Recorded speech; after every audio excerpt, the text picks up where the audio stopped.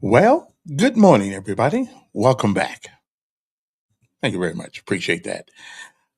As you rise and shine this morning, you'll find that the temperature outside is, believe it or not, well, now it says 30 degrees on my temperature thing here, but that can't be. Of course, it could be. Okay, now I thought it was. Okay. It's 26 degrees outside this morning. It feels like 26, as a matter of fact. The full forecast for the rest of the day goes as follows. Okay, 21 degrees right now. Let's not start that again. 21 degrees right now, with a high today at 55 degrees, a low tonight of 32 degrees. The temperature forecast for today is much warmer than it was yesterday. Okay, for the rest of the week, 1% chance of precipitation today. Some clouds in the morning will give way to generally sunny skies for the afternoon, high around 55 degrees. Winds west southwest at 5 to 10 miles per hour. Tonight, low of 32, just at freezing. A few passing clouds, otherwise generally clear. Cold, but low about 32, which is at freezing. Winds light and variable. But other than that, not too bad for wintertime. Tomorrow, according to the weatherman, which I'm not really the weatherman, I'm just standing in for, a 24% chance of precipitation on tomorrow, partly cloudy skies in the mornings, will give way to cloudy skies during the afternoon, high around, believe it or not, heat wave, high around tomorrow, around 67 degrees. Yeah, I don't believe it until I see it. Wind southwest at 10 to 15 miles per hour. So that's your weather for today. Again, today, a high today of 55 degrees, low tonight of 32. Some clouds this morning will give way to generally sunny skies in the afternoon, high around 55. Winds west southwest at 5 to 10 miles per hour. And that's your weather unless something else comes up differently that they didn't tell me about. That's what the weatherman says. Is on schedule for tomorrow. I know, hey, listen, I've been feeling terrible recently, but I feel better now. I feel better now. So life is good. No complaints. No complaints. No matter how bad you are, you could always be worse. So, anyway, good morning to you. It's time to rise and shine. I'm Kevin Elkins. And of course, this is Decisions. Why do we call it that? Well, we call it Decisions because everything we do requires us to make one. And even when we don't make one, guess what we just did? We just made one. Good morning. It's time to rise and shine. It's a Monday morning. Time to get up. We change the world and history right here where we're from. It's new beginning to you and me, cause we're not done. In our city, in our city, in our city, we're not done.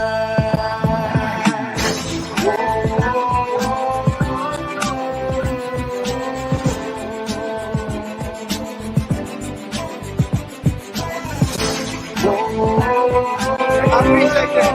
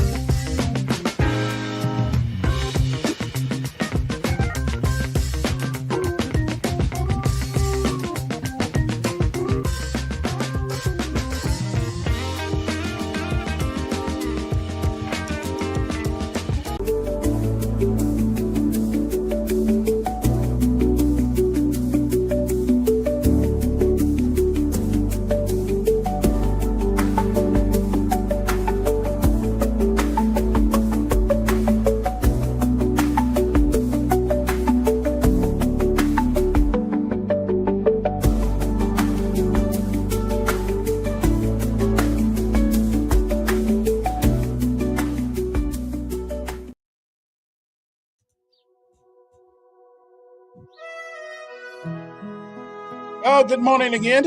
It's me. I'm back. At least for the time being.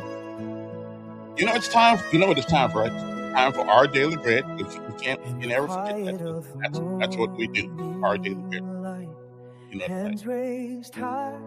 So let's get it done. That ain't what I want to get done. Where is our daily bread go? There it is. The new summer right there. Anyway, good morning to you. I'm a little discombobulated because I've been gone for a week or so I'm kind of getting my wits about myself, but I think we'll work it out. We will. Good morning. Listen,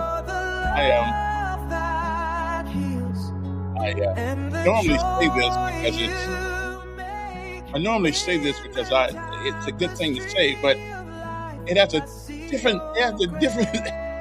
different twitch to it this morning. It is a great day, an outstanding day to be alive. Good morning to you. Next up, it's our daily bread, and of course, brought to you by our sponsor, One Stop Wireless. Okay, so don't go into place. But if you got some cellular phone problems you need taken care of, that's where you want to go. One Stop Wireless, that's right.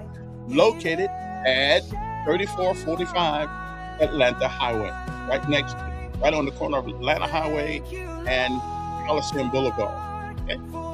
We'll be back right after this.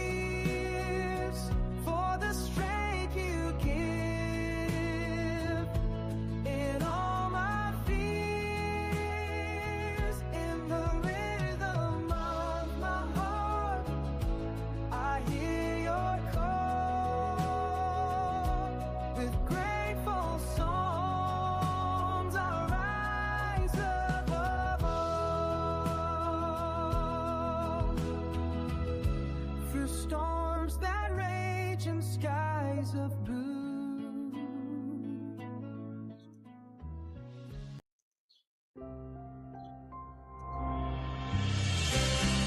Welcome to today's encouragement from Our Daily Bread. Today's reading, titled Your Life's Passion, was written by David Roper. One evening, years ago, my wife and I were making our way down a mountain trail, accompanied by two friends. The trail was narrow and wound around a slope with a steep drop on one side and an unclimbable bank on the other. As we came around a bend, I saw a large bear moseying along, swinging his head from side to side and quietly huffing. We were downwind, and he hadn't detected our presence, but he would soon. Our friend began to rummage around in her jacket for a camera. "Oh, I must take a picture," she said. I, being less comfortable with our odds, said, "No, we must get out of here."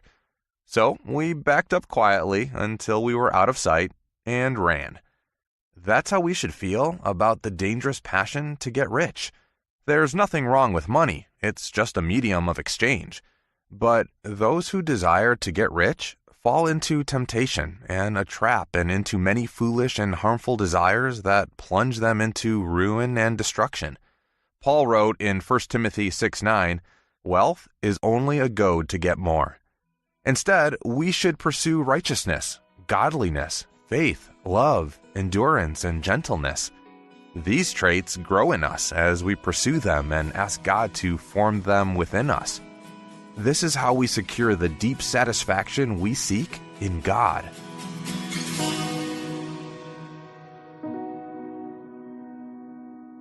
Today's Our Daily Bread devotional scripture reading is from 1 Timothy chapter 6, verses 6 through 12. But godliness with contentment is great gain, for we brought nothing into the world, and we can take nothing out of it. But if we have food and clothing, we will be content with that. Those who want to get rich fall into temptation and a trap, and into many foolish and harmful desires that plunge people into ruin and destruction.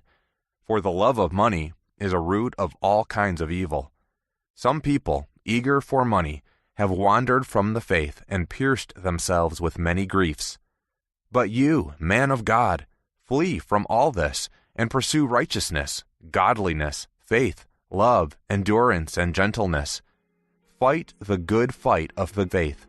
Take hold of the eternal life to which you were called when you made your good confession in the presence of many witnesses.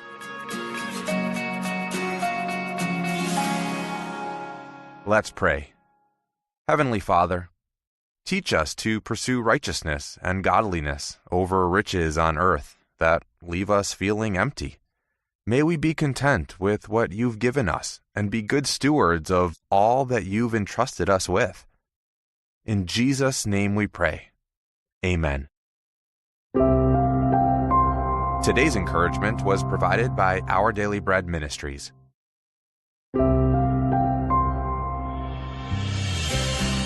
Welcome to today's encouragement from Our Daily Bread. Today's reading, titled Your Life's Passion, was written by David Roper. One evening, years ago, my wife and I were making our way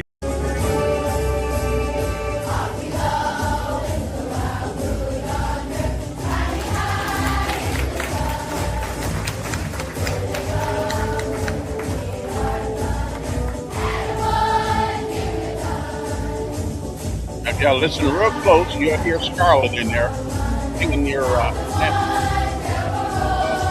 Blue Farm Horse. Turned 3 years old last Sunday.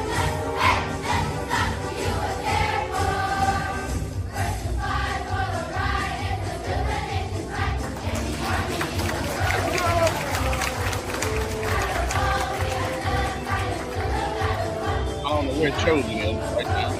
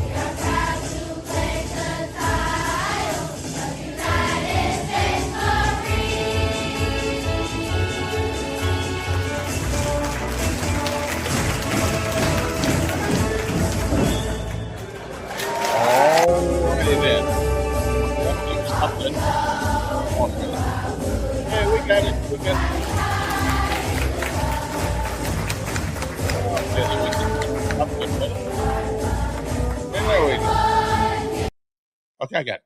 We got it now. We got it. Now, today, of course, it's Monday, right? It's Monday. I think, I lost so many those days last week. I believe today is Monday. If it's not, forgive me. My brain is reshaping itself. But anyway, it's a Monday. I think really, according to it, it's the second day of February 2020. Yeah. Second day of February 2026. Wow. Years going by already. Anyway, next up, Mondays I have to play something for you guys to get motivated with. And today is no different. It is called Leave a Legacy. most of us don't really never hear that word too often. Most of us don't really hear that word too often because we don't really know what a legacy is, or we leave one, whether we want to or not. We leave a legacy. It is important, though, the legacy that you leave behind.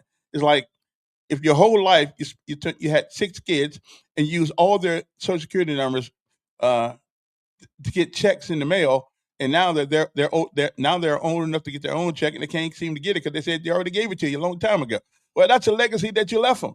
Or you got the light bill put in their names, you got the cable bill put in the other kids' names, you got all these bills put in all your kids' names. Now when they grow up, their credit's already bad because you left them this legacy.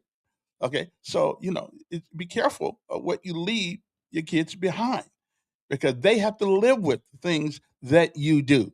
Okay, so anyway, I'm gonna send you, and then we'll get into some things. We got a lot of things to talk about today. As a matter of fact, the election thing right here is really getting kind of ridiculous. What this country is turning into right now with the whole thing about illegal immigration and all that stuff. Man, it's Groundhog Day already, and it's not but the second day of the year. I mean, the second day of the month. How can it be Groundhog Day already? Man, I thought there was like 28 days in a month or something like that, or at least in February anyway.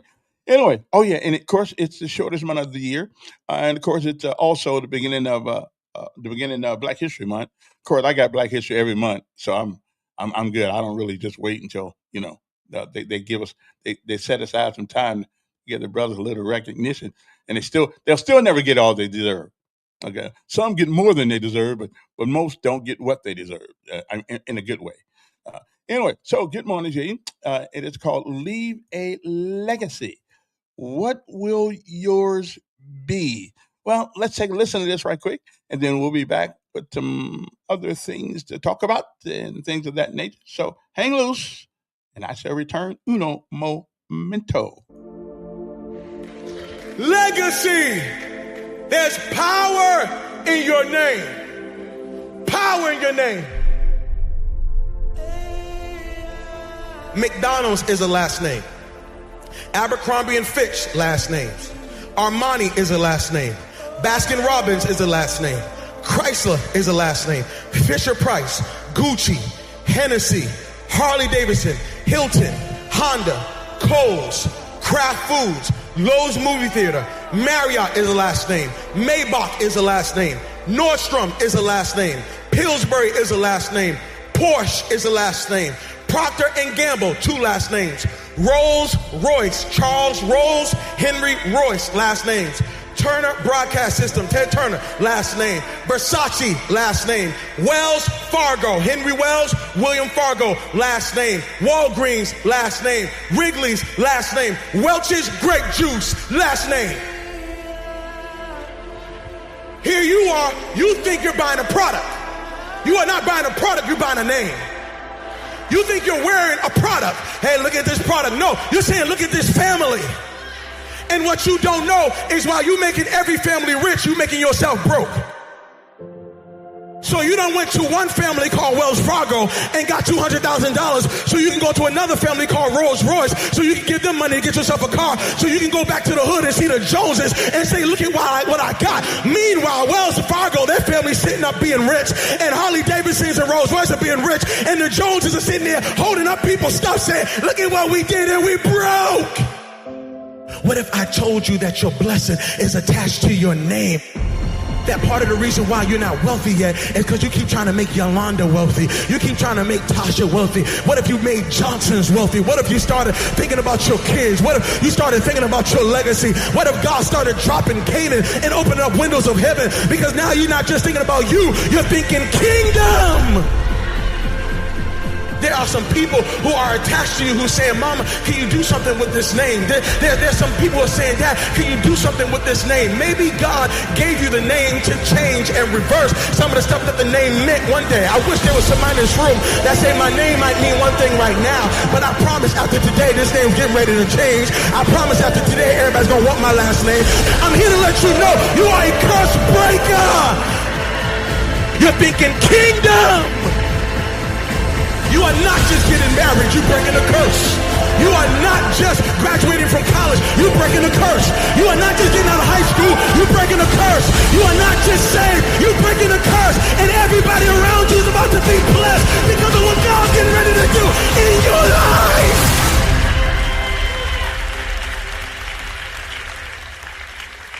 I don't know what my name meant before I got here, but I know it's going to mean before I leave. You got a legacy. Power in your name. A legacy is something that is passed down. It is your mark. It is your footprint in the earth. It is your contribution to the world. Your legacy is something that is passed down. It is your mark. It is your footprint in the earth. It is your contribution to the world. I don't care about legacy. I'm single. I don't care about legacy. I don't have no kids. I don't care about legacy. My family never cared about me. I don't care about them. My life is my own. Why do I need to even think about legacy? Well, here's the thing I have to say to you. The thing you need to know is this. You are leaving a legacy whether you want to or not. Everybody in this room is going to leave a legacy. The question is, are you going to be intentional about the legacy you're leaving? Are you actually going to be intentional, or are you just going to let anything be passed down, anything be given to others on your behalf? Don't let it be so. It's like this past weekend, I went out to go preach. And when I went to go preach, I went into a city and I rented a car. When I went to the rental car, they said, go downstairs in the garage. You can grab any car. When I went down there were only 2 cars. There was one car that looked like it wouldn't make it past Monday. And then there was another car. So I went to this car. But when I got into the car smelled like cigarette smoke. And so I took off with the car because, I'm just like, hey, let me get out of here. And so I'm driving the car for a couple of days. When I bring the car back, drop off the keys, they say, hey, you have any problems with the car? I said, no problems with the car. They said, all right, cool. I leave. And they said, I looked on my email and they billed me $350. How you going to charge me? I've never smoked a day in my life. They said, sorry, sir, you brought the car back smelling like cigarettes. I said, no, I didn't bring the car back smelling like cigarettes. Y'all brought me a car that smelled like cigarettes. They said, no, all we know is that you brought us a car with cigarettes, so you have to pay the price. Can I tell you something? That is a picture of many of our lives. Some of us lived a life that stunk so bad.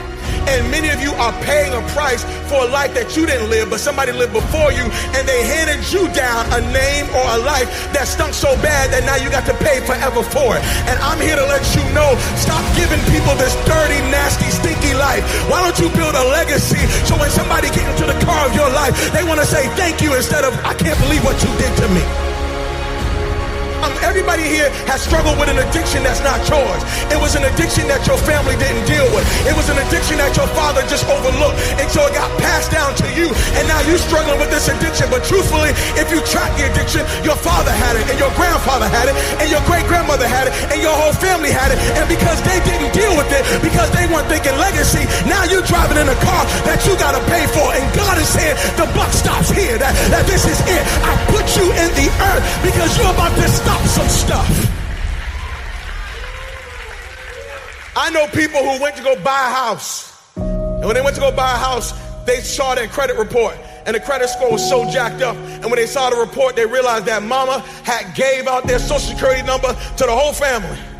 And everybody done rented stuff and didn't pay back. And everybody had electric bills and cell phones that don't even exist no more. Why? Because somebody didn't care about legacy and they handed you a bill, and now you can't walk in Canaan, not because of your issues, but because of some issues that were passed down. God forbid you are sitting in this place saying, I don't care about legacy. You need to care about it because somebody's got to live in the life you have. You are passing something down whether you want to or not.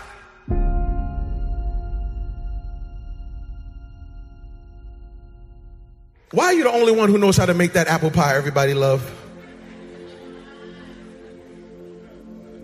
Why are you the only one who knows how? So you mean to tell me, can't nobody else make that sweet potato pie recipe but you? So you're going to just die and you're not going to tell nobody what the secret was? Even Colonel Sanders left his secret. Now, come on now. Even Colonel Sanders said, yeah, I make some good chicken, but when I'm gone, y'all going to keep making it. What I'm saying to you is, why is it that you're the only one? So you own all this real estate and you didn't share that with nobody. You're not going to tell nobody how to do that. You're the only successful marriage in your family. You're not going to tell nobody. You're gonna hoard this information so you can be the only one who wins. You have lost. You have lost. You have lost.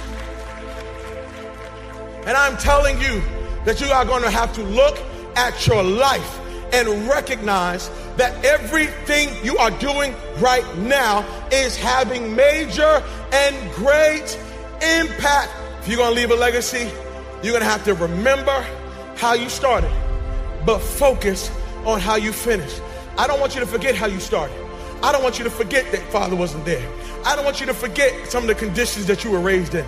I don't want you to forget some of the rejection, some of the pain. No, I want you to remember how you started, but do not for 1 second let it dictate how you're going to finish. There's somebody in this room saying, Pastor, I don't understand. I hear you, but this sermon got me all messed up. I was feeling good. And then you done preached this sermon, and now I'm thinking about the 60 years of my life I've wasted. I'm thinking about the 60 years of hurt I caused. I'm thinking about the 60 years of stuff I did. I got some college student who's sitting here saying, Pastor, I wish I heard this word in my junior year in high school. I wish I heard this word in my sophomore year in high school, because I did some stuff as a sophomore that I'm still paying for now. I did some stuff as a senior that I'm still paying for now. Can I tell you something? Your yesterday may have been jacked up, but God knows how to take the old and make it new. I came to preach to somebody today and let you know your first 60 years was jacked up, but your next 60 days, God says, I will turn it into such impact. I will give it such greatness that you won't even remember some of the stuff that you jacked up. Legacy is built now, but experienced later.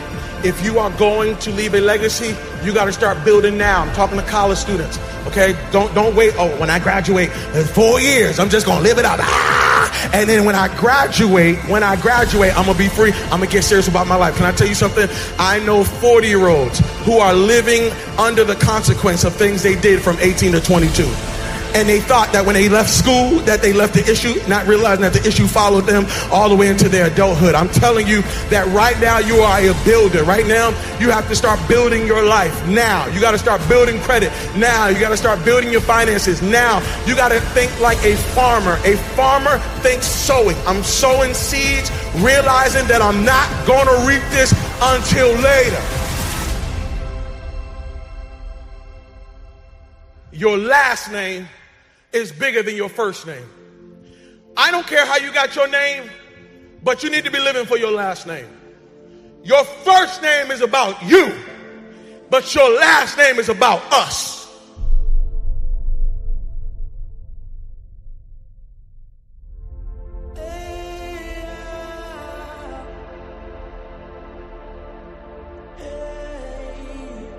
Your first name's about you, but your last name is about us. That should be life changing for a lot of them. Yeah, your first name's about who you are. That last name is who we are.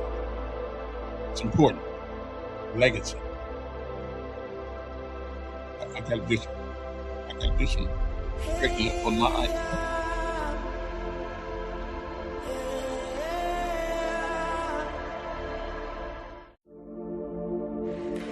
Legacy. There's power in your name. Power in your name.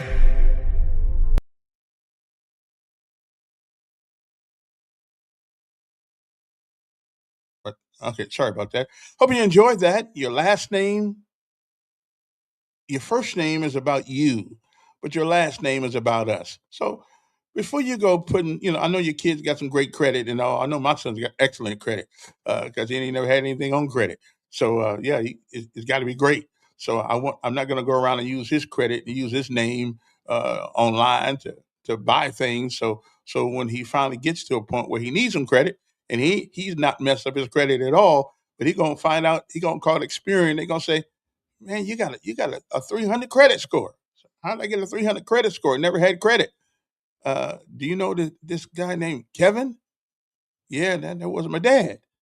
Okay, well, he left you a present. What was that? Bad credit. So I can see him now calling me all kind of names. Okay, legacies are important.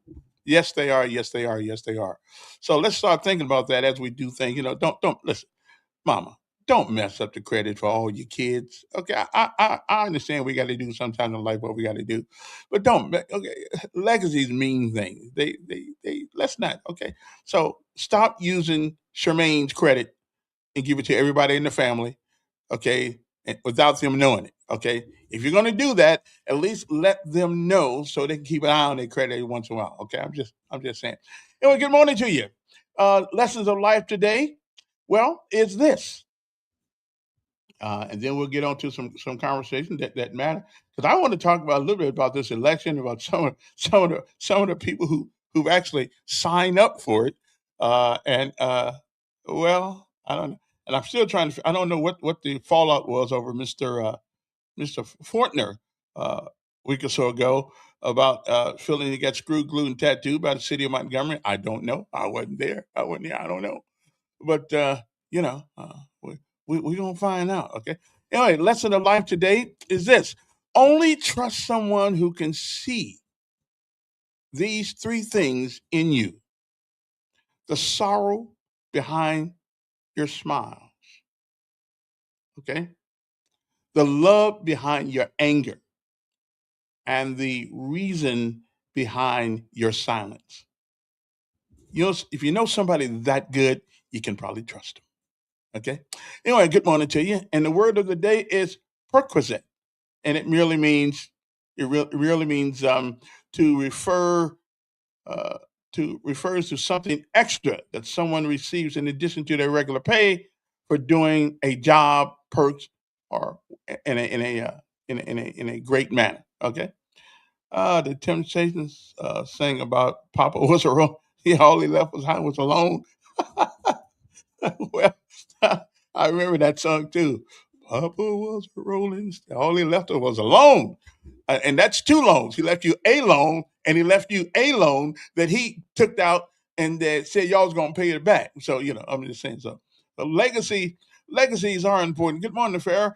I hear you're running for somebody's office. You come on, we can talk about it one of these days. I get a hard time getting people on running for office because I'm not. I'm listen. You just. I've heard all the stories. I've heard all the lies. I've heard all the promises that you cannot manage. Yeah, but I just want a guy. I just want a guy who runs for office who just tells the truth. Say I can't do everything by myself. I can I can try, but I cannot do everything by myself. Okay, okay, yeah. Appreciate it, William. Hey, appreciate you checking on me, brother. I was for the count, but I still don't know what it was. But it was well,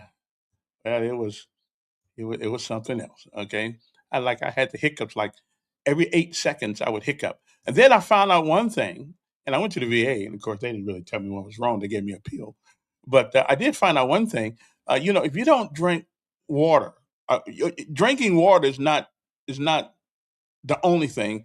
You need to drink water. It's got this thing in it called what's it called? And I drank some of that, and I've been feeling better ever since. There's something in your system that you need that water's supposed to bring you. I know it's in Gatorade, and it's in Gatorade, and I drank something else too. But anyway, and man, I start feeling better as soon as I drink this stuff. But I forgot what it's called. It's some sort of chemical equation or something that's not in all water. I can't think of what it is though, but I figure out what it is, and I figured out the other day. So I went to the store and got some, what's it called, Pro something, whatever. It's kind of like Gatorade, but it actually tastes better than Gatorade. But anyway, and it's got the yeah. That's it. See, this is why I like educated people. See, they know they think. Oh, okay. See, this is why This is why I pick friends that are smarter than me. Okay. Uh, yeah, electrolytes, and I didn't until the other day. I mean, I may have heard the word before, but I didn't really think about it. I mean, when all you're doing is drinking sodas most of the time, which I don't drink as many as I used to, but evidently sodas don't have whatever that word is. It doesn't have electrolytes in water. So you need to make sure that you get some of that stuff with the electrolyte, however you pronounce it, in your water. and you will feel much better because it deals with the cells on the cellular level. It deals with all kinds of things. Uh, okay, well, good. Well, you should have called me and told me to get mine too, because I never. I mean, I heard of the word, but I know. I thought that was for those. I thought that was for those athletes, who run all the sweat out of their body and all that stuff, and they got to put something extra in there. Well, evidently, we all need some electrolytes in the things that we drink, in our system, and it helps your energy, it helps everything. So, and it's not that expensive. These things cost about 75 cents a bottle or something like that. So, I mean, I went and got me some the other day, but I didn't know what was going on. And the guy at the VA didn't know. I'm not talking about the VA though. The VA, they never gave me a bill, so they did me right. But I still don't know what it was. But we shall see. Anyway, good morning. How's everybody doing? Now, let me ask people a question this morning in Montgomery, Alabama. Are we actually serious about elections? And is the Democratic Party serious about electing somebody that can carry the torch, can be a torchbearer? Or do we just vote because a lot of people put their butt on the line and their lives, they put their livelihood and everything on line years and years ago, and we seem to take their sacrifice and insult them when we run for office. We do. We seem, especially the black folks, we seem to insult the sacrifice and the blood and and the tears and the pains that some of these people did because we want to play jokester. We're not serious. We are not serious about elections in the city of Montgomery. Okay, not, and matter of fact, not across America. As a matter of fact, not across America. Obviously, we always come up with Black History Month and Black this and Black that, and Lord, we need this, we need to vote, we need this, we need that, and then we don't really care who we vote for. Are we serious about elections? Is that the reason why that we are still the only group of people in America that is still whining and lying and moaning and groaning about elections when we choose the people who we decide to represent us? I just are we really serious about elections? And I'm here to tell you, I don't believe we are. I think we just do it because it is a tradition and not necessarily. Okay. Okay. It's not about who got elected there, Carmel. It's about who we are electing. Okay. Again, I'm really asking the question: are we serious about elections, or why do we keep going to vote? Seriously, why do we? Why do we? Why are we wasting the taxpayers' money? All right, when we're not truly serious about these elections. Do you realize that we're the only people? Like right now, how many of you people know how many bills are being passed downtown right now? I ain't talking about my guy. Okay, I'm not complaining about my guy. I'm all right with what he's doing. I don't like everything he does, of course, like nobody does. But I mean, policy speaking, yeah, I'm pretty cool with Trump. With the policies. Now with Trump himself, sometimes he gets on my nerve, talks too much sometimes. But other than that, he's president of the United States and I'm not. So now again, and listen, I think that's a great question also. I think, but evidently, the people who give money to these people know where they live, where they don't live, and they know that people in Alabama will vote for somebody, especially if they used to be especially if they used to be a football coach, and had a pretty decent team, as a matter of fact. So where does the guy live? Um, I don't know where he lives, but I know he has a place in Auburn. And again, what is the residency requirement? I think the resident requirement says you must be in Alabama at least 7 years um, and, to be governor or senator or something like that. So I think he passes that. So what is the legal? What is the legal requirement for a residency? The guy's got a house here for 7, 8 years. Then evidently he lives here too. I guess you can. I guess if you paying tax on both of these houses, I guess you can choose which one you want to live in. Because I know that Tuberville is can't be that stupid where he can live someplace else legally and run in another state. So there's got to be something here that we don't know, which is always the case. But not just that, not just that. We're talking about many other things going on in our elections right now. Um, we and the Democratic Party ought to be shaming themselves. I mean, they ought to be shaming themselves for what they for what they putting. You know, I mean, we ought to be ashamed of ourselves for what we are putting to represent us in state government. Listen, Jamel Brown is a cool kid. Okay, he really is. He's a cool kid.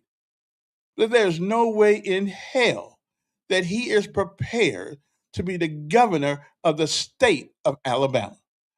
And here's another thing: the fact that the Democratic Party even let him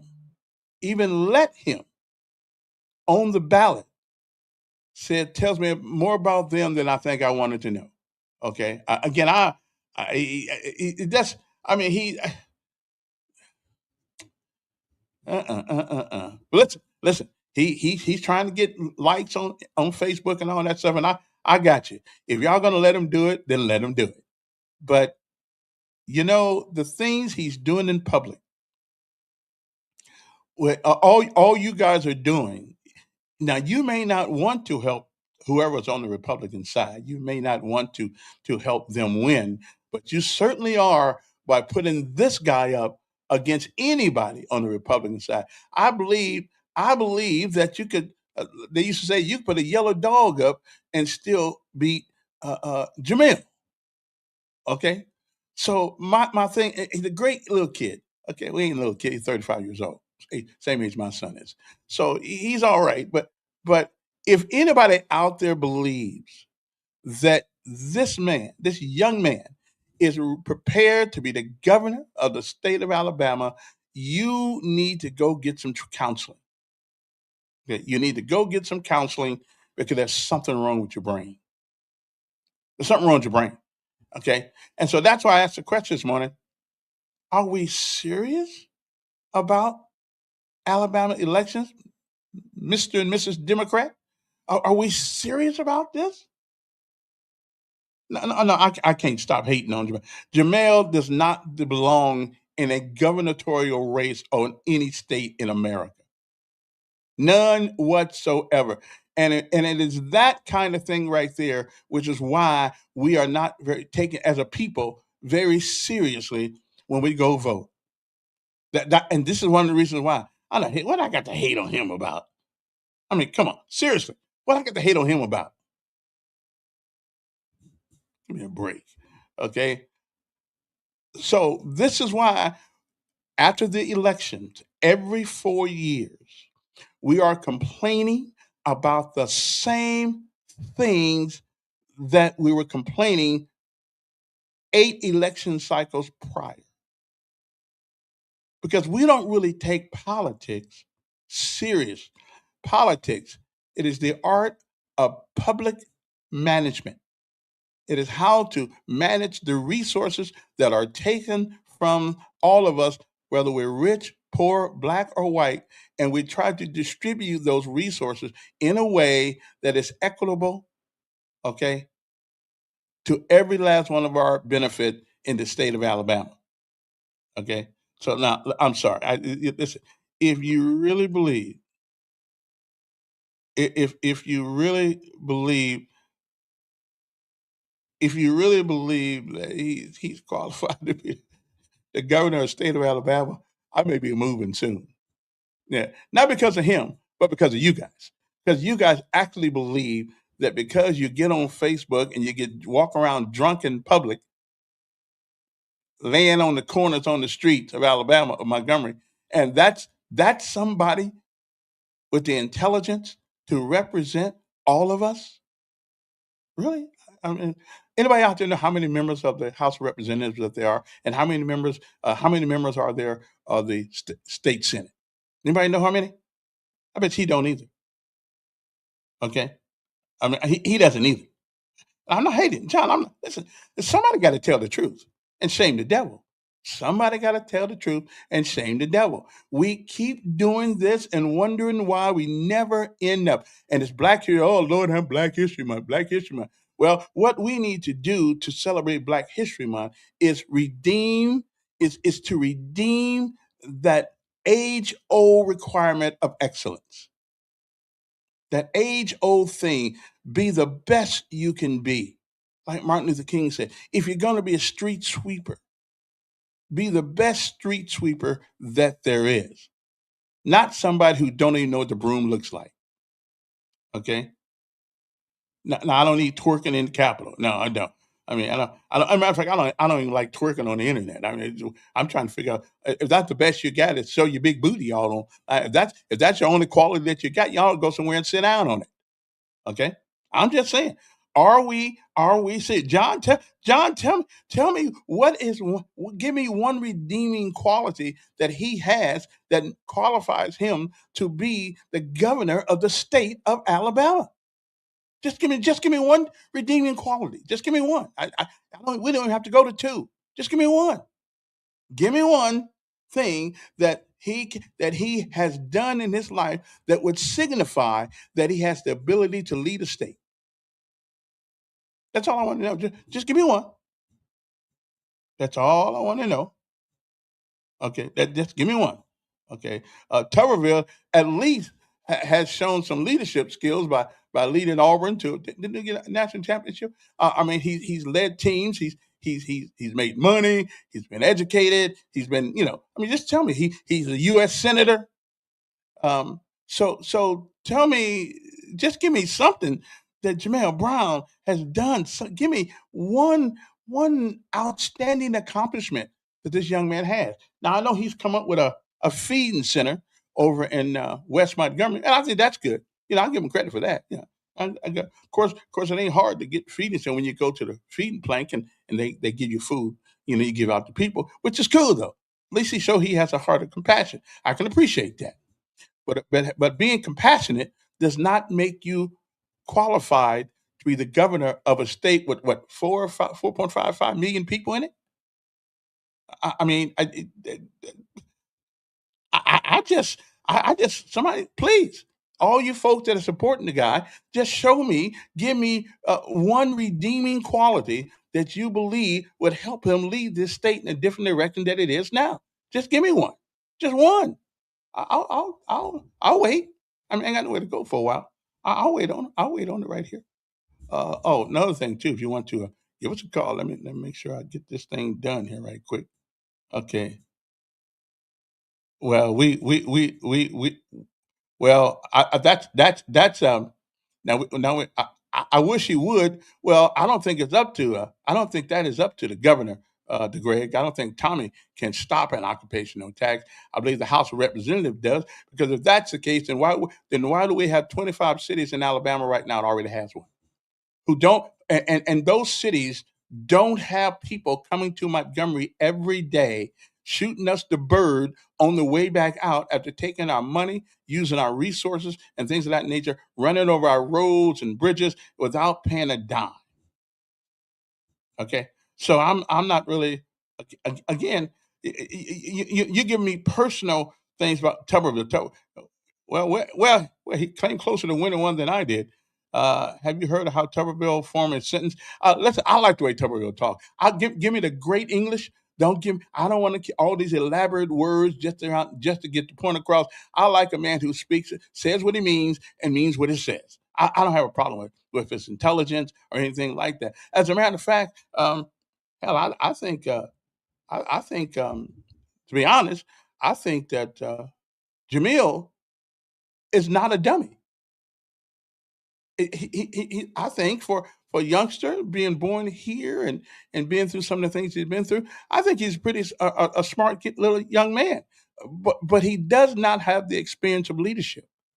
So I don't really care how people talk. All I want to understand, can I understand what they say? Okay, okay. And I listen. I've called him. I've called him. Jamel Brown will not come talk to me. He just won't do it. Okay. So because he know I'm not going to ask dumb questions like who's your best twerk dinner or who's your best twerker. Other night, I'm looking at something the other night. Just said, "Oh Lord, have mercy! This guy's running for governor." But anyway, listen. This is on the Democrats. The Democrats, the Democrats don't really want to win. I just think they want some publicity. Okay, listen. I'm a I'm a yeah. I don't. None of us have exact English. I'm still trying to figure English out. That's not the question. Jamel's smarter than most Democrats. He might be. We gonna leave that. But here's the question: are we serious about this election or not? We keep going through the same crap every 4 years. Everybody promises you this, promise you, and then when you can't come with anything else, all you do then say, "Well, I blame it on white folks." That seems to be the mantra. That seems to be the calling card when you can't come up with anything intellectually to figure out problems. Then we come up with the race card, and it'll show up. It'll show up sooner or later because it always does in Alabama. So I mean, just wait a couple of days and it'll be out soon.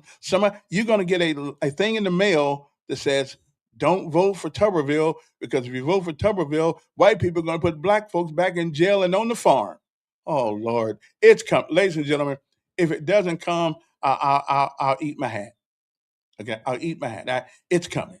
Okay, that's all you want. It's coming. Like Trump, they can't really get Trump on anything. So the first thing they want to say is, "Well, he's a racist." The man that gave more money to HBCUs and let more black folks out of jail under this whole dumb drug war on drugs. And even though most of them probably deserve some time, but not the time they've been giving folks. Like I think what we did to Carmichael was a shame. 40 years.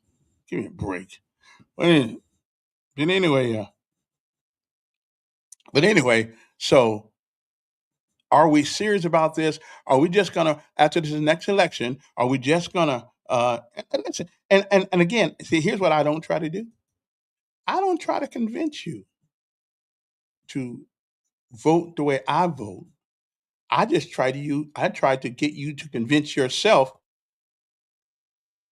that the vote you cast is important.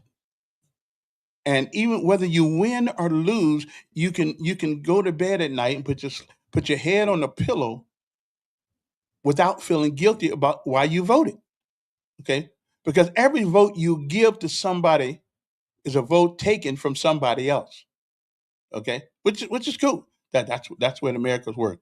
Democrats won a special election in Fort Worth that Trump carried by 17 points. And some people do have buyer's remorse. But when you have nothing but the media telling you that ICE is doing what this, well, listen, ICE is doing their job. As a matter of fact, right now I believe there's a caravan someplace thinking they're going to come walk across the gates of America and just walk into this country.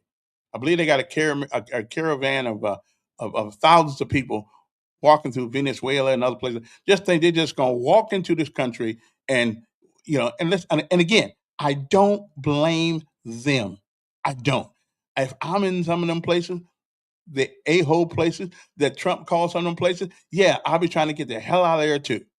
So I don't blame the people, but you got to blame people who are given the resources and the responsibility to govern our borders, to govern our borders.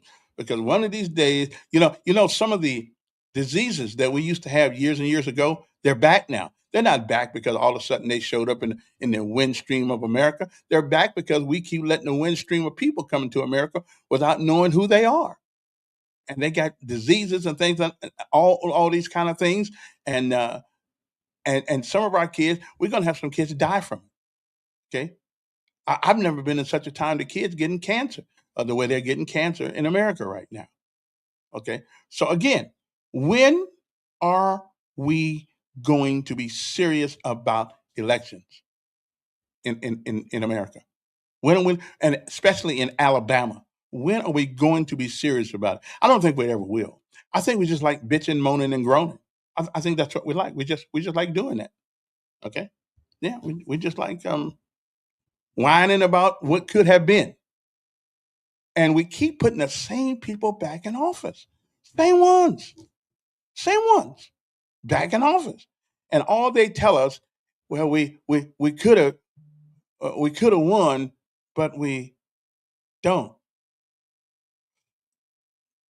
I'm trying to get hold of Doug Jones, number 2, trying to get him on. So we are going to try to talk to every last one of the ones who are not scared and got a set of nets on them. We'd love to talk to them and make me be wrong. Make me be wrong. I don't mind being wrong. I'll say I'm sorry I was wrong, and congratulations. I don't mind. Okay, but Doug Jones, didn't Doug cross the Alabama Democratic Party in 2019? Now he needs them. Yeah. Well, but Democrats don't care. All you got to do is blame the other guy, and then we'll let him back in. Okay, we'll let him back in. As a matter of fact, I could have sworn that. I could have sworn that. Matter of fact, I could have sworn that that Mr. Mr. Not Mr. Boyd, Mr. Who's the guy running for governor? That he supported Republicans, and I thought once you supported Republicans, you could not get back on the Democratic platform. Okay, Jamel, I thought you couldn't. Listen, again, I'm always willing to have a conversation with Mr. Jamel if he thinks he's got the nuts to come up here or face me face to face about some of these issues. Love to talk to him, but I'm not in for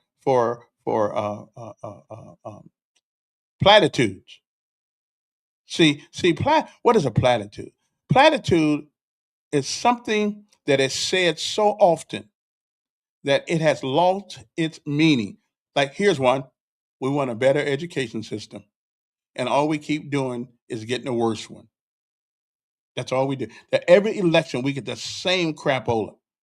I got a friend I wish would run for office because he got certainly some ideas that are outside the box. Okay, out the box. Let me see who this is. Good morning. Delkins, how you doing, brother, man? Doing fine. Since nobody want to call you this morning, hell, I called to keep you company for 2 or 3 minutes. Oh, okay. Got a question for you, sir. Yes, sir. Isn't the border under control? Didn't I hear Trump and his team say that border is under control? It's in a better situation now than it's been in years. No, they said they had stopped it. They said they had stopped the border. You can't stop everybody. There's too many places on the border where people can get through. But when they do find them, they don't give them overall. But overall, isn't it under control?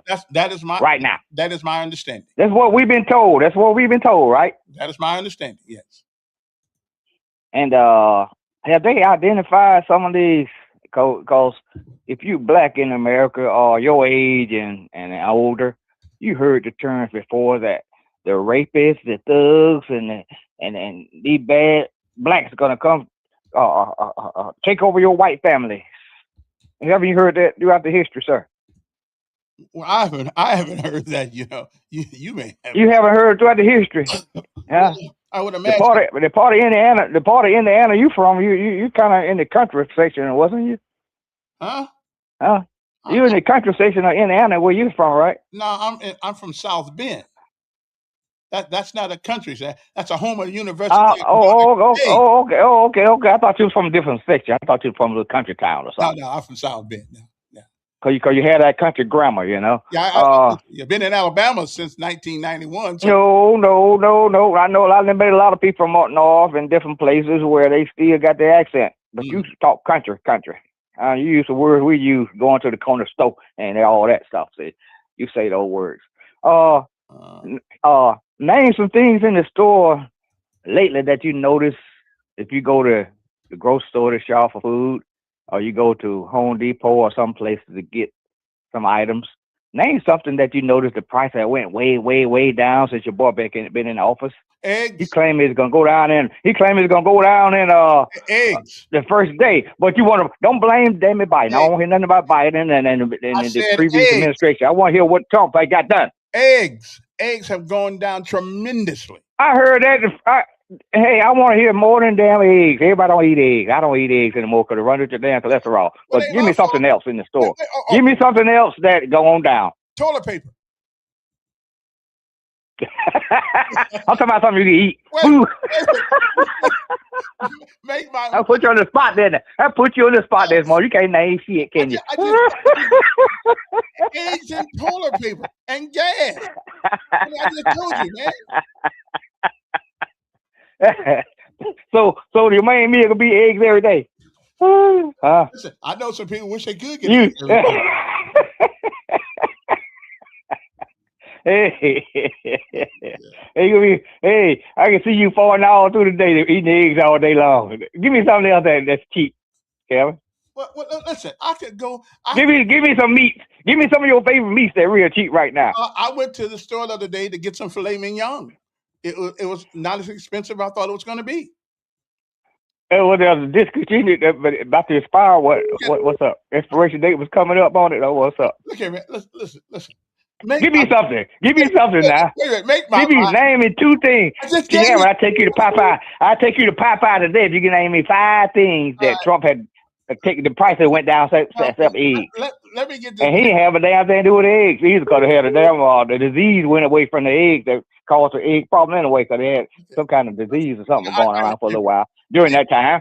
Let me ask you. But give me 5 things that the price that went down that you buy every day or every other day or every other week. That's almost. I take you to Popeyes today and treat you. Give me 5 things. All right. Well, let me look it up here. I don't want you to think about it. Tell me about it right now. Wait a minute. Does it make it any different? Whether I don't buy everything in the store, brother. I don't know what's all going down. I don't have a clue what's all going down. Why you chose eggs then? Eggs was the talking point, right? No. Eggs are the Republican talking point. You asking about what's going on, what's cheap. Yeah.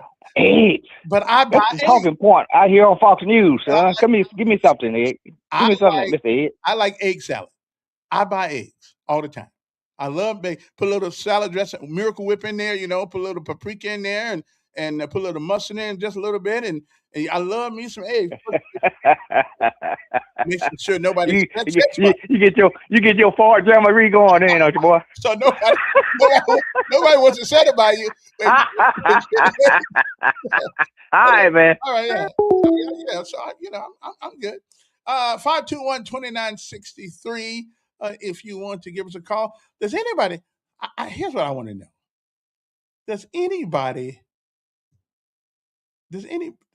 I wonder how many people that run for the House of Representatives know how many people are in the House of Representatives in the state of Alabama's legislature. I wonder how many of them actually know. Yeah, you're right. Probably none of them. Yeah. Oh, well, that's the way it goes sometimes. That's the way it goes. But anyway, what happened to Tuskegee basketball coach the other day? Police put him in handcuffs in Atlanta. They were playing Morehouse. The Morehouse getting mad because I'm going to talk to the mayor about this. Now, I mean, you may be a Morehouse graduate, but you was a city of Montgomery, Alabama mayor, and we need to. What happened to them folks down there in Atlanta the other day? Hey, Steve. Good morning, Mayor. Good morning. Well, Dr. Duke I hope he's better now since dealing with his family loss and situation there. I hope he's better, but I got to lay some things out there for him. Number one, gas, right, which drives a lot of stuff. It drives a lot of things. Mm-hmm. Transporting to and from price of gas has gone down since Trump's been in there. That's number one. Number two, he is steadily working on medicines. Yeah. And the cost of health care, which we all need, and they're working on that right now in Congress to get that price down. Do you realize that since 2014, when Obamacare came online totally and completely, the price of health care has gone up 200%. Yeah. 200%. Yeah. 200%. And if you want to keep your doctor, you can keep your doctor, right? And it's going to go down. And then it went up so high that the federal government had to give stipends to people in America to afford the affordable health care. And now they took the stipend back. Now everybody's complaining because affordable health care is going up because we're not going to keep paying people for health care, for people's health care. So we got some issues there. And number three is electronics. Have you seen what just walk in Walmart and see what a 65, 75-inch TV, the price of it is? Oh, they've gone down big time. Oh yeah. Electronics. I mean, it's amazing what we used to pay for a 55-inch TV. I mean, you can go back and look what they paid for a 19-inch TV, 15, 20 years ago, and what we pay today for a 75. I mean, it's just amazing. And so there's some other stuff that's come down, but I mean, you can't. Gas, fuel drives everything, and that's come down considerably since the last administration. But I just wanted to throw that out there. And in regards to the occupational tax, Mayor. Yes, sir. I'm still for What about this? What about this? Yeah. I know you are. And I don't want to pay any more money either, because it means everybody's got to pay. But somehow these people keep running our roads down, and I love they got a right to work. But if you're going to use our roads, then you ought to participate in the upkeep of those roads. Okay, let's follow that logic. And the majority of those people come in on Interstate 65, north and south, and then 85. They go 85, coming home on Interstate 85. So why don't we present this to Trump, present it to our senator, and say, look, why don't we come up with a federal interstate tax? And if you travel the interstates, in whatever state you travel it in, you're going to pay a tax to travel that interstate. And then we're going to divvy it up between each of the states. And if you got more cars traveling your interstate than somebody else, then you're going to get a bigger piece of the pie. How would you? What do you think about that? Listen, I think in theory, I think it sounds equitable to me. But the problem is, who gets the tax? Is that the people with the driver's licenses from each respective state, or do you have to identify your residence when you go down there to get your driver's license? I mean, that's how do you determine? Because I'm just coming through town. I'm from Indiana, headed to Mississippi, and I'm just riding through here one time. But you're still tearing up our roads. Tearing up our roads. And those 18-wheelers are tearing up our roads traveling through. So you've got these cameras now that read license plates. You're right. So you put them on the interstate, and you read that license plate, and whoever that license plate is registered to, it's just like the red light camera. And that ain't a bad idea. My son, who lives in Colorado now, every couple of weeks I'm getting a letter from him, from those highway people, from him, because that car is in my name, and I'm getting a letter talking about you didn't pay this, you didn't pay this toll, you didn't do it, because he always takes care of it. But I'm just saying, that may not be a bad idea because they got them cameras they can look at your plates. I mean, Yeah, I mean, if you go to so many states now are already doing that. They're taxing on their own roads. That if you go across that road, then you're gonna pay a toll, and they're gonna send you a notice. But if you come back, you don't pay it. You come back, and they get you. Then they're gonna take action against you. But yeah. why don't we just do it at a federal level and just do it across? I mean, and then that way, everybody gets a piece of the pie. Every car. Yeah. Most people now have a vehicle. Yeah.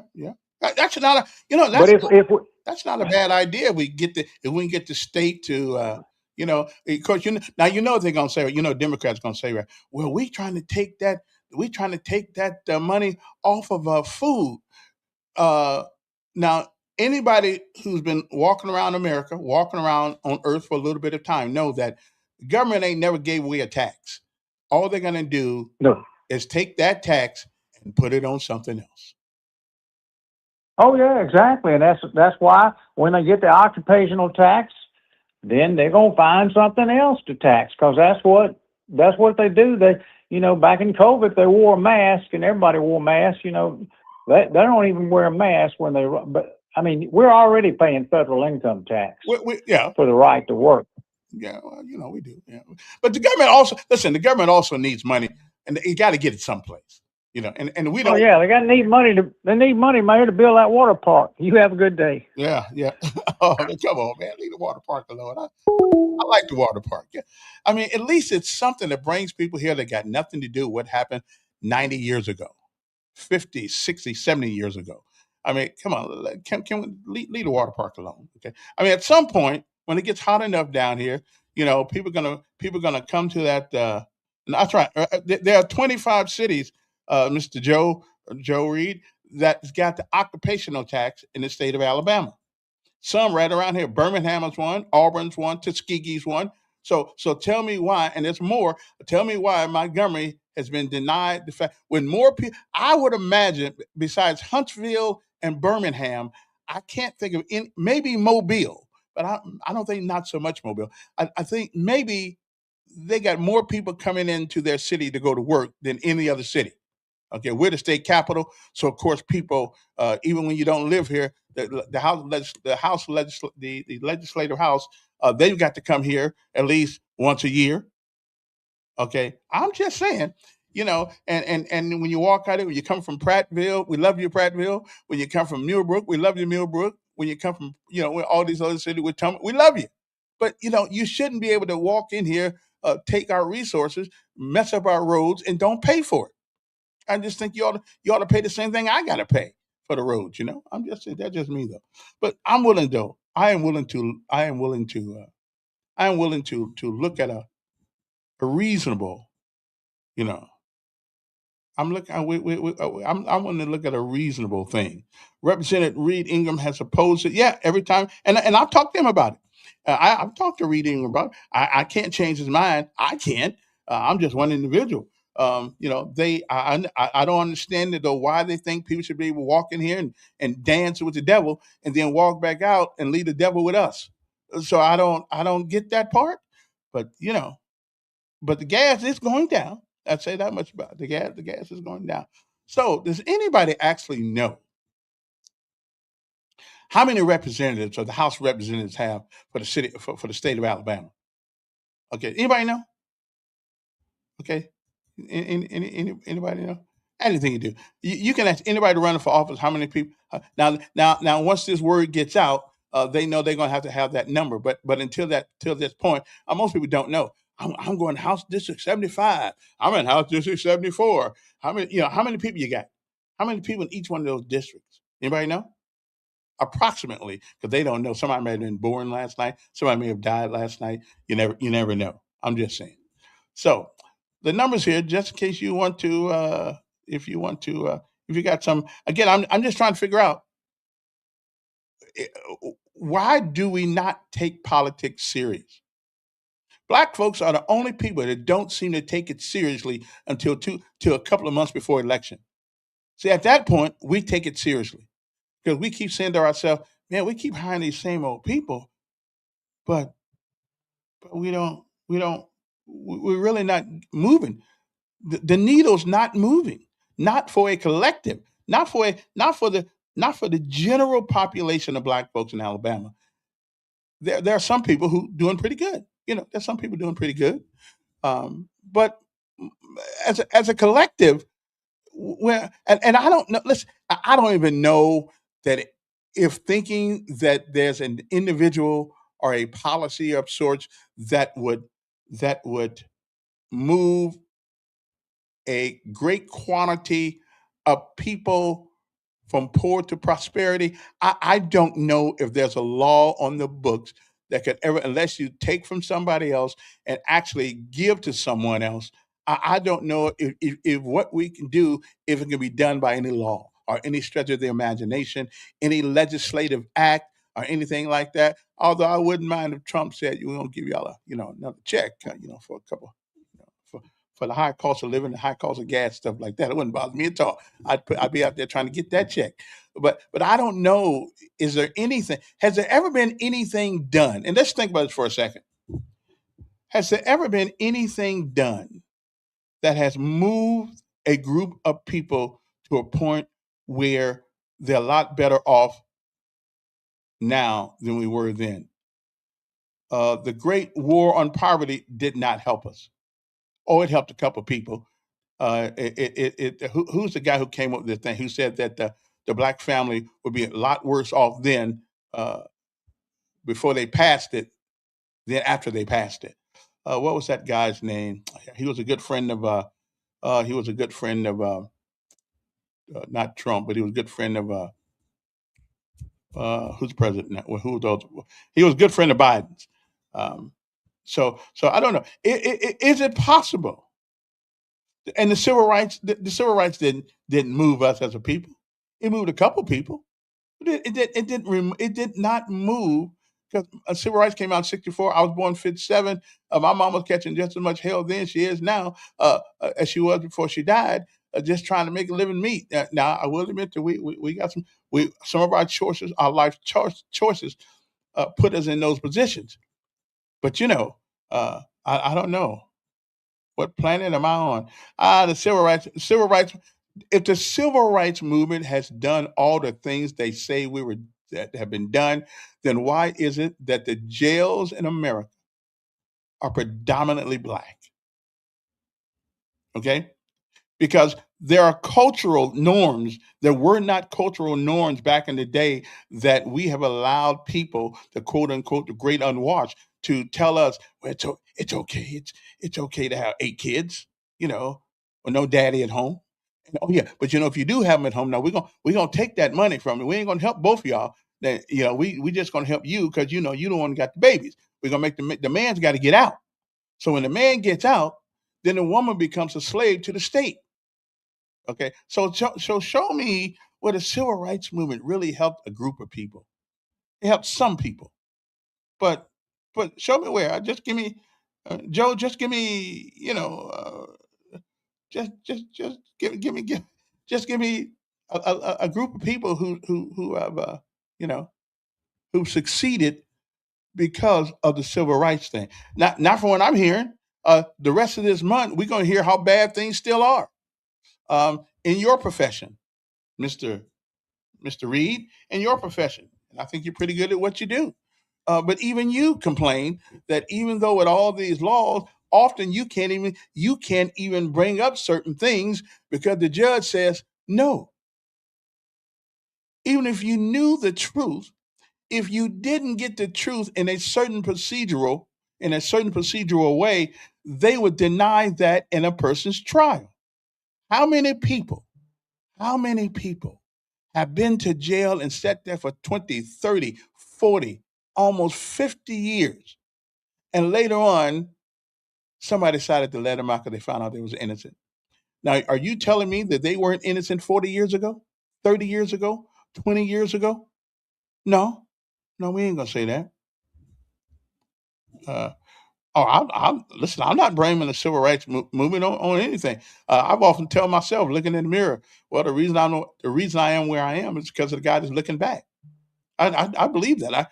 You can't You can't I can't blame him for that. Let me put the number back and say I think Joe keeps trying to call me. Let me see now. Let me. Okay, what's the number? I know everybody needs a number. Oh, there he is. Yes, sir. You're not going to drag us down this rabbit hole. We already in the hole. We never got out the hole.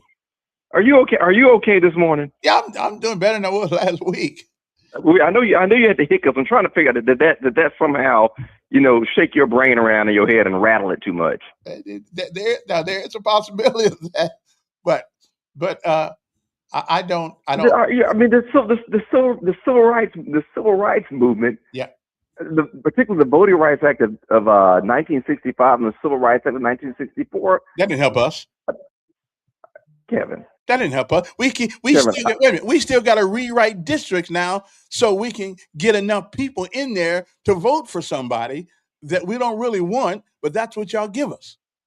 I tell y'all, that's not the Democrats. That's got nothing to do. That's got nothing to do with that. Those are two totally different things. The Civil Rights Act prevented discrimination in public places.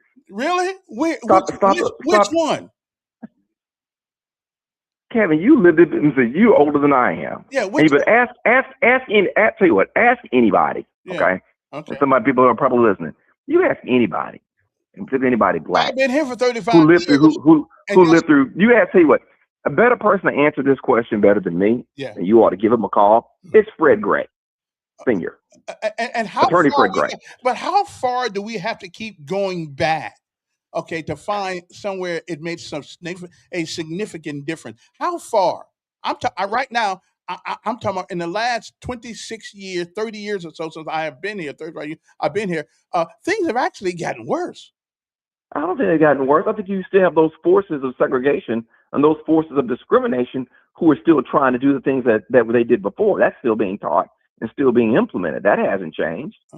But that's not the fault. That's not the fault of women being women or black folks being black folks, Latinos being Latinos. That's not their fault. It's your fault. You still have conservative forces who are doing it. The same conservative forces who implemented Jim Crow. Give me a. What do you mean? Give me one. Give me one. They're conservative forces. Go back and see who voted for this stuff, Kevin. That's a bunch of hyperbole. I'm saying that mentality. No, it's not hyperbole. That's fact. That's fact. Wait a minute. Give me 3 conservatives in the state of Alabama that are holding black folks down legislatively. Give me 3. Kevin, give me some time. I'll dig through some of the voting records. You'll make me do that. I'll dig through the voting records. I'll tell you some things that have come up. Okay, I can't do the sponsor of these bills because they sponsor them all the time. Yeah. I can't tell you that. It's not hard. I just don't have it at my fingertips. Oh. But I'll give you one. I'll give you one. Well, that doesn't mean it's not there because I can put my hands on it. A lot of things I can put my hands on. Uh-huh. There's a lot of rules and laws and things I cannot put my hands on. But what I do for a living is when I go research it, I'll find it. Let me ask you, it's there. Is there any rule, and I just from a legal standpoint, is there any rule that is made strictly for black people? I don't understand the question. Is there any law? Are there any laws on the books in Alabama or in the United States that are strictly put 13th, 14th, and 15th Amendments? Okay, wait a minute. That is the conception of the Constitution of the United States, and we had to go. Well, you back. said. Wait, I'm talking about in our legal system now.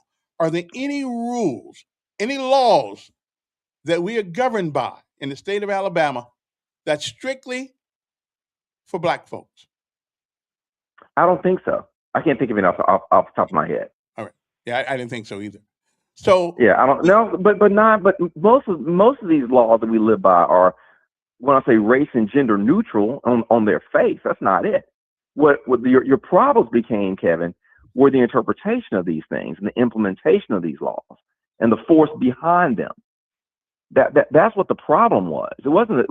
Look, if the Declaration of Independence meant something, the people who did it, when I say meant something, you would not have needed the 13th, 14th, and 15th Amendments. To the 14th and 15th, you wouldn't have needed it but you had a court that said that black people were not considered in the Constitution. I mentioned even women. Well, hold on.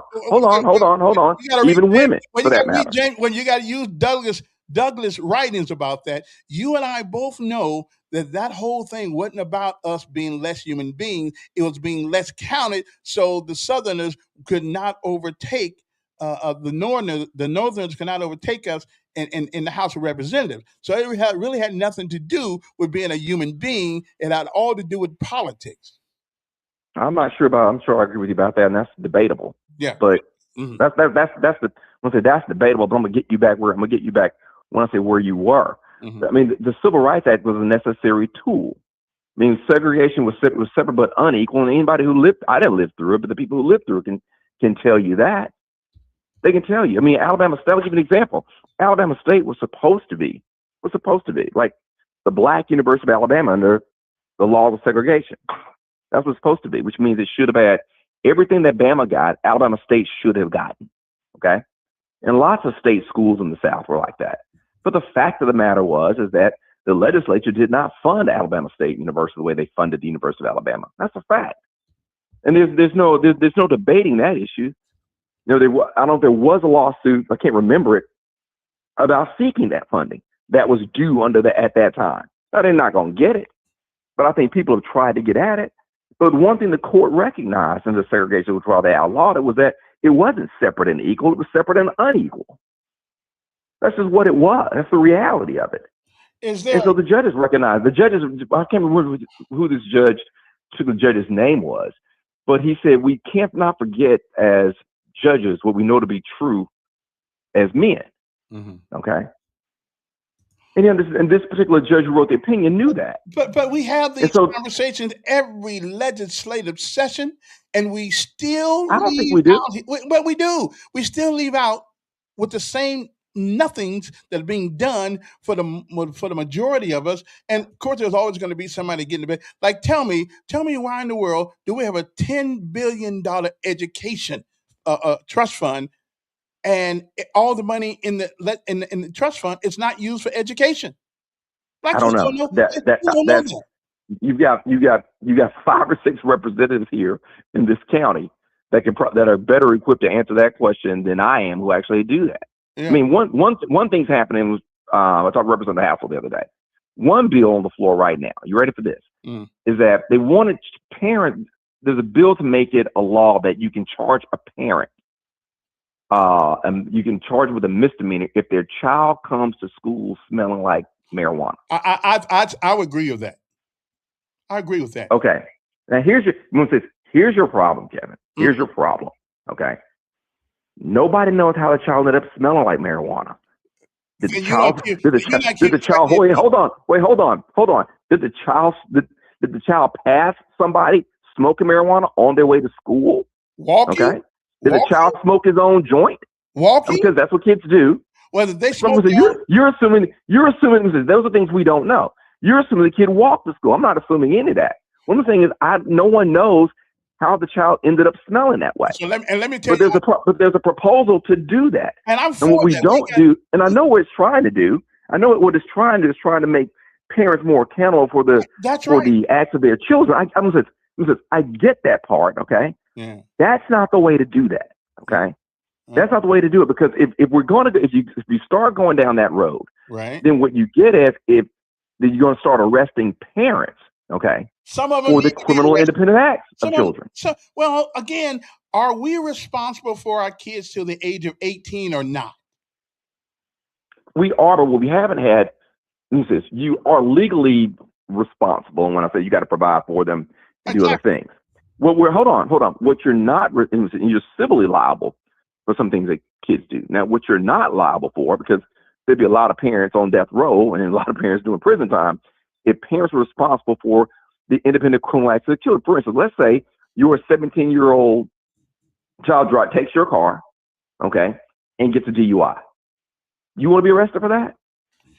Should you be arrested for that? If you have a history of allowing that, you just qualified that. Let's say you do that. Let's go and say, let's say this child does it. I mean, is it going to be the first time, the second time, the third time? You know, is that going to extend to spouses? I think it's kind of like the dog bite thing. The dog bite thing. You know, you're a lawyer, you know what I'm talking about. Everybody gets it one bite. And then after that, I, it I becomes don't think that's true. it becomes history, because your child is not going to just take your car this one and only time in his whole life to take your car on the road and drive drunk.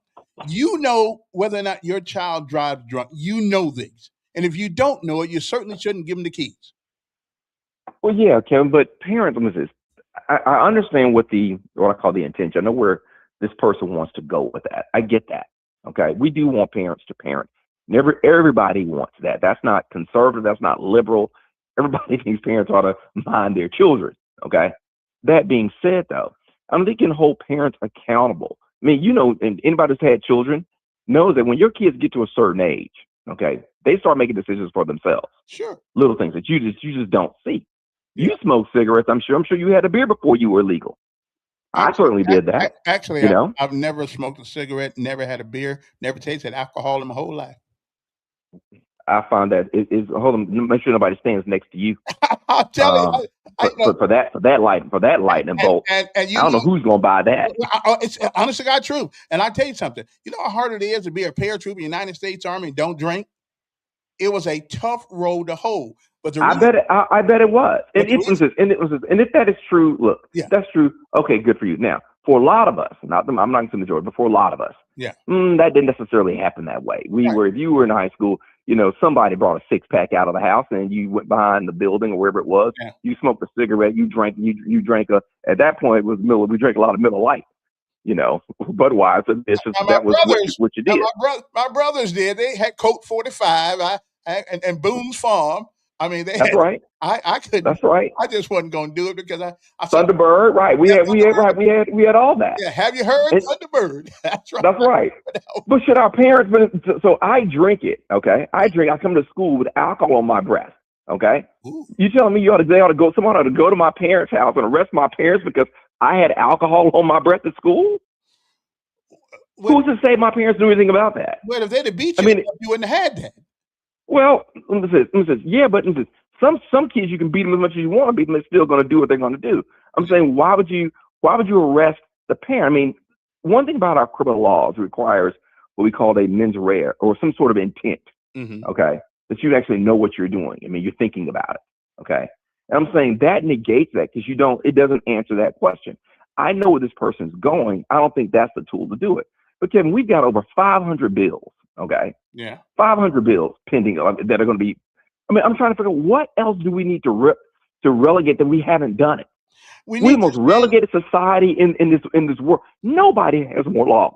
Right. And we got than the United States of America. You're absolutely right. We got laws that judges don't know about. And then when you go in front of them because you broke one, the first thing they want to tell you that ignorance of the law is no excuses when they sit there with a computer because even they don't know all the laws.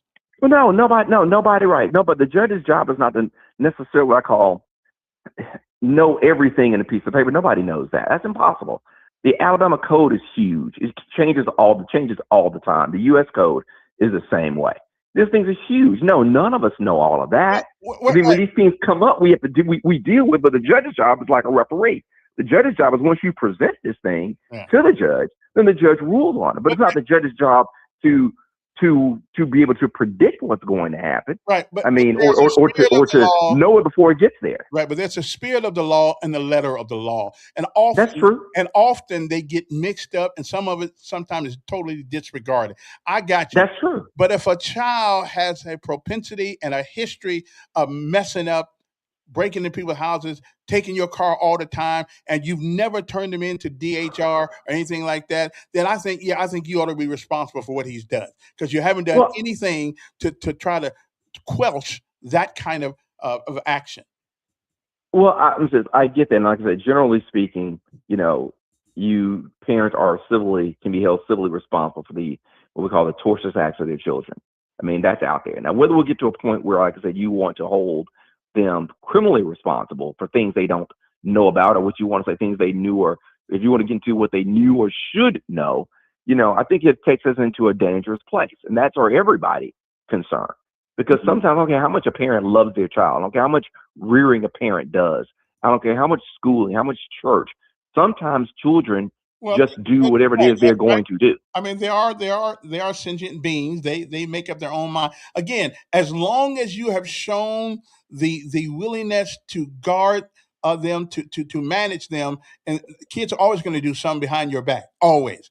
But if they have a record of total disregard for the law and respect for others, then I think you owe some responsibility to the community for the actions of your child. Well, again, I think, and we've beaten this horse. It sounds good. I don't think it works in practicality. Okay, I don't think it works. I think you've got problems. You're just creating, I think, more issues, particularly when you're dealing with how parents are going to discipline their children. What kind of things are the parents now going to do to prevent themselves from getting in trouble and facing the consequences that you're suggesting that they ought to face? I will say one thing. We I will say one thing that I think you can probably agree. The one thing Black folks notoriously have been able to do over the centuries, at least in America, considering the environment that a lot of us grew up in, was make sure that our kids mind in some sense or form or fashion.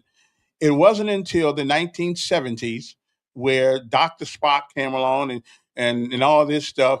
And to be quite honest, it wasn't until white folks got involved, the Black family, that our kids began to go out of control because they would knock the snot out of us for being disrespectful, for being belligerent, and all these things. And it wasn't until the 1970s and Dr. Spock, you're okay, I'm okay thing happened. And don't spank them, don't whoop them, and all of that stuff. Now we find ourselves, and then daddy decided to leave home, not come back no more. So all this crap have started happening in the 70s, the last majority of it 50 years ago.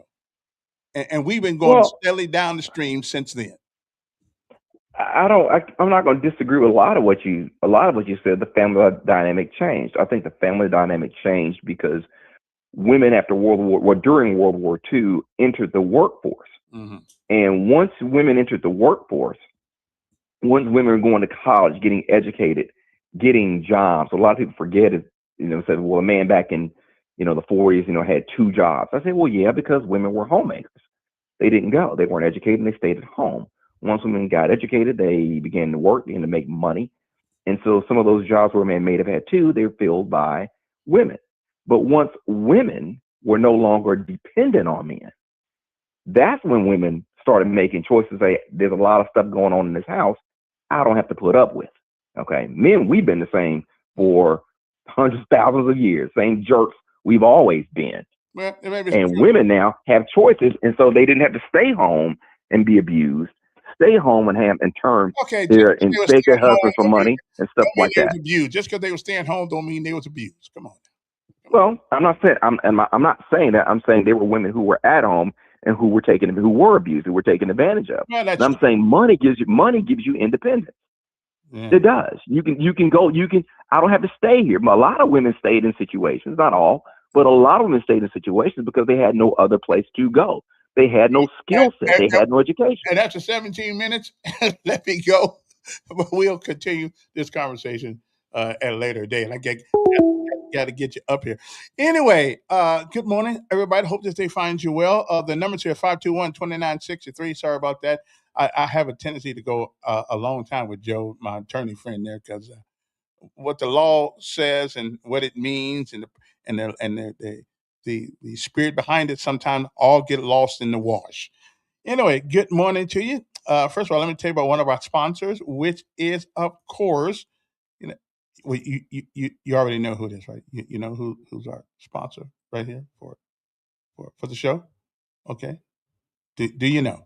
I just need. Do you know who our charter sponsor are? Okay, that's right. One Stop Wireless, 334-320-2988. And One Stop Wireless is a wireless company that's located at the corner of it's 3445 Atlanta Highway, right on the corner of Atlanta Highway and Coliseum Boulevard in the gas station. I think it's at Shell gas station, something like that. And they're all in the same building, having a great time and keeping each other company, waiting for you guys to come see them. Now, let me tell you the unique thing she can do. Let's say you got a cell phone. You had it at your house for a long time. You don't want to, it costs you too much to throw it away, but they turned it off on you and the brothers won't turn it back on for you. Don't even worry about it. She can take your phone and turn that phone on for you. Okay. That's right. 'Cause I know it's been off a while, so they done wrote it off anyway. So they might as well let you use you might as well let you use. Don't be buying a new. You don't have to buy a new iPhone every time it comes out. I'm on 15, and that's where I'm staying until that bad boy just drops dead. That's the one I'm keeping. But if you got a bunch of cell phones, let's say you got one of them nice Samsungs, and it's been in there for a while, they can take that phone and turn it on for you. Put it on their plan. They got plans as low as $25 a month, unlimited call, unlimited text. You can give these guys a call. Okay, okay, unlimited one stop wireless. Okay, that's the people you want to go to. 320-2988. They're located on the corner of what's that? That's Atlanta Highway and Coliseum Boulevard, right next to the gas station right there. Okay, but let me get that number one more time. 334-320-2988. And get the old phone out of that. No sense. Listen, all you want to do is pick up the phone and say, hey, did I get a text? Yeah, so send me a picture. You don't all these other stuff these phones got nowadays. I'm telling you, they're killing us. And and not only are they killing us, they it used to be you could buy a program. Now you can't even buy a program no more. Guess what you got to do? You got to rent everything. Okay, you got to rent every program now. So you just can't buy it and it's yours. Now on these phones, forget that. Go down and get you a Pixel. They got Apples, they got Samsungs, they got the Notes, they got all these phones you can get, and it's not that high. And they got prices as low as $25 a month. Okay. Text, talk, and I use my phone all the way from here to South Bend a few years ago, and it worked perfectly, because they use the same towers that the big guys use. Okay, so again, give them a call. Okay, One Stop Wireless, 334-320-2988. That is 334-320-2988. Okay, and they got wireless internet for your home, only $45 a month, and you can take the box with you. You don't even have to. You can go in. You can go from here to Georgia and hook it up in the same house. Have internet same day you get there. I'm just telling you, it's a great machine. Get those guys a call and let them hook you up with all your cell phone needs, all the things you might think you need. 334-320-2988. They even got this little speaker thing in there too. It hooks to your telephone.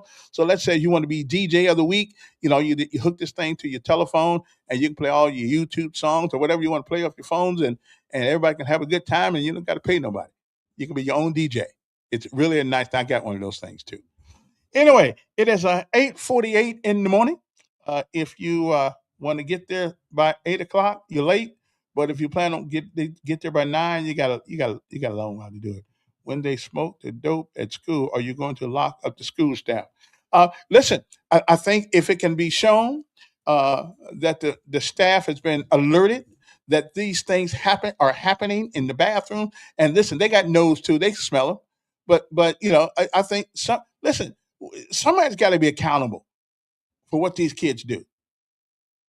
I didn't say you got to be responsible. It's kind of like when I asked the mayor. Mayor, you're accountable to us because of all the crime, but you're not responsible for it. There's a difference between being accountable and if you make the atmosphere easily and accessible for people to do rotten things in. You got doors that are unlocked all times of day, and that ought not be. Well, who left it unlocked? I know of one of these schools, I ain't gonna name which one it was, kids would have a system where they left the back door open. And they would run back there, open the door so people could come in. Okay. The minute that door open or that door stays open, alarm should go off.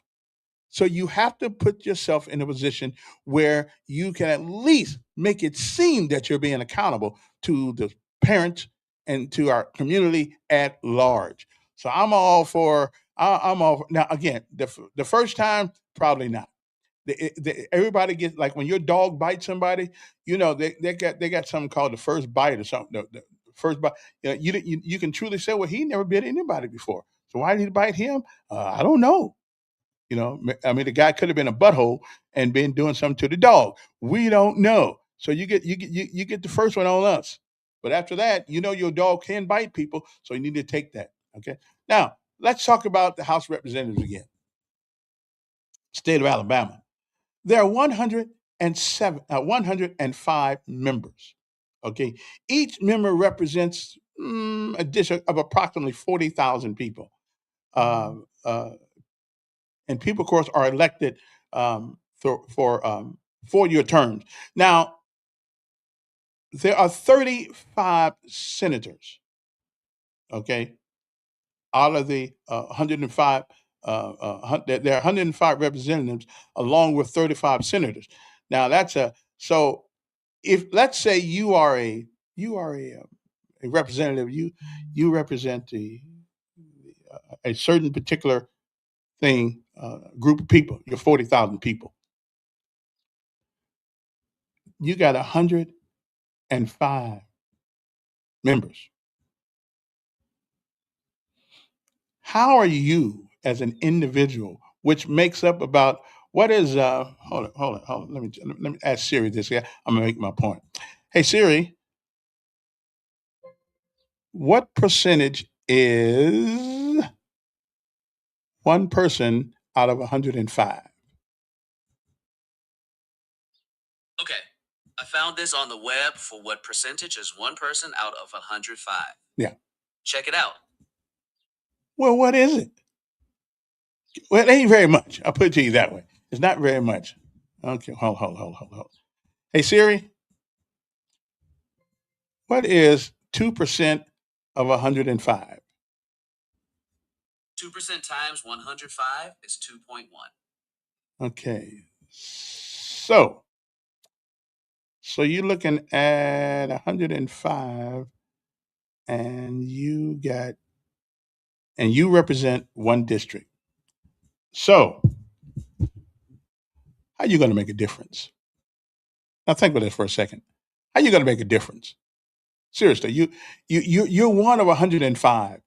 How are you going to make a difference? What difference does it make whether you or not? I got the answer. Yo. Kelvin, I need to correct Mr. Steve 1 second, sir, because he's like you, reaching about what Trump got done or the price that he gotten done. Electronics, Kelvin. I bought a 70-inch TV 2 years ago for under $200. Okay, Walmart. Okay, he had nothing to do with the prices going down to that. And as far as the gas, he don't have anything to do with the gas prices. If that's the case, every gas pump will be the same price. Take Chevron for example, Kelvin. I talked to the owner of the store at one of these Chevron stations. He had his gas $2.83, right? And all the other locations got them $2.34 and $2.50, something like that. So I told this guy, I said, man, why your gas is so high? And he had his lady next to him in the store then to call around to check the prices. The next day he had his down real low. Now, do Trump have anything to do with that, Kelvin? Well, listen, let me get Talk to me, brother, man. Well, let me get policy. These people at these stores control their own gas prices. They do. You go across town to one Chevron station, it's like I said, $2.37. How in the hell the one on Ann Street, $2.83? Well, these are same company now. And, well, I don't know if they're the same company or not, but I know they're owned by different people. And listen, I know that. Now listen. But the Chevron, there's a secret allegiance between these gas people, okay? Where sometimes when's the last time you seen where Trump come in at? That's my point to you. Where does Trump come in at? If Miss Steve said Trump got something to do with it, so how the hell he got something to do with that? Because the president could say we need more money for roads and bridges. Why all the stations the same name, not the price is not the same at every station, Kevin? Because they're owned by different private people. That's why. So in other words, Trump can't control that price, right? He can control. I think and again, I'm not my son's trying to get in the oil business.